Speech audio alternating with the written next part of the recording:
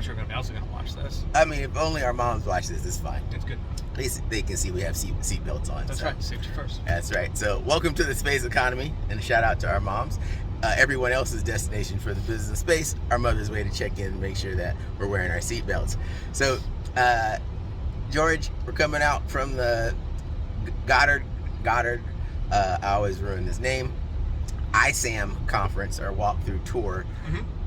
First off, what's ISAM? Tell people why it's a silent S. Secondly, what are your top 3 takeaways from our trip here to NASA? ISAM, first of all, stands for In-Space Servicing and Manufacturing. That's ISAM. That's NASA's initials. DoD actually has a separate set of initials, which I don't recall off the top of my head, but it means the same thing.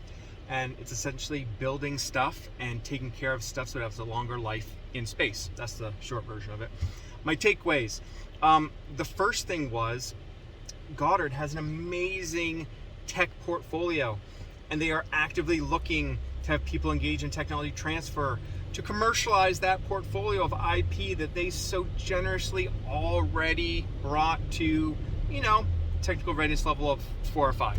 And all you have to do is license it from them. So that's the first thing. So even if you didn't think you're going to be part of the space economy, turns out if you have some great use cases for their technology and you want to stand up a business around it, you can. Welcome to being a space entrepreneur. That was my first takeaway. Second takeaway is the talk about a complete ecosystem of space servicing and manufacturing. It's not just a bunch of one-offs. We had that one conversation where we talked about how we can have a circular space economy. So circular economics is where we design things purposefully to be reused and recycled.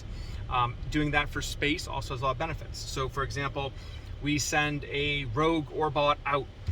It captures a piece of space debris. That piece of space debris is brought back to a foundry. That foundry, operated maybe by Sisloon Industries, melts it down into 3D printing wire. That 3D printing wire then goes to Made in Space. They make a new component for it. That new component then goes on the new build out piece of infrastructure that Sierra Space is working on for their space station. Like all these parts fit together in an ecosystem. It's not just a bunch of one-offs. My third takeaway is I was pleased to see that I was not the only person in the room without a PhD in engineering or physics. And that matters. Well, but that matters, because if we keep space only for rocket scientists, it's going to be really lonely, and it's a big space of space. And so there's plenty of room for everybody else. And I think this is one of the first meetings I've been to where I saw some of everybody else, and I was excited about that.